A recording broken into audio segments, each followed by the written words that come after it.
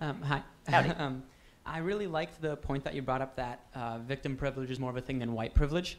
However, since you deny the existence of white privilege, do you also deny the white racial frame? You'll have to define for me what the white racial frame is. Okay. The white racial frame is Is it like an 8 by 11 or? Like sorry.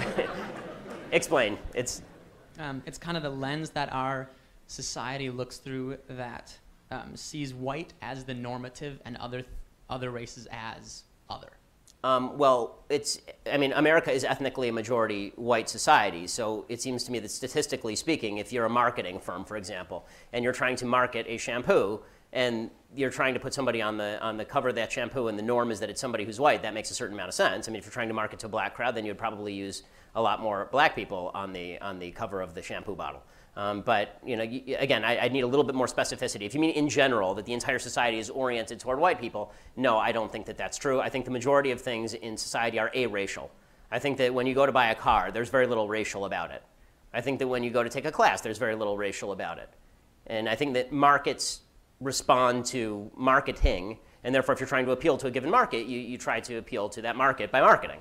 Right? I think there's a reason that ESPN has staffed a lot of black commentators, for example, in recent years, and that's because they're obviously trying to cater to a more minority-centric audience, which is fine. That's their prerogative. So I think that I don't like vague ideas. I like when they're made very specific. So I'm sorry to ask you to concretize. Do you want to make it a little more concrete, and then I can respond a little better, or did that answer it? Okay, I'll try. Yeah, sure. One of the ideas that the white racial frame posed whites as the norm is something like the beauty standard is white. When you look at Miss Universe or anything like that, all the top 20 candidates are all white, and it's things like that. Okay, so to take an example that counteracts that, I think that, can we have a show of hands in the room? How many guys in here think Beyonce is kind of hot? Yeah, I mean, so the idea that I think Anika Noni Rose is kind of hot. I mean, like the idea that it's all white racial frame. I think that people have particular preferences as to beauty. I assume the judges have particular preferences as to beauty too. I don't know that that's racially ingrained. I mean, people of the same race tend to marry the same race across every society known to man. So that's not really a shocker.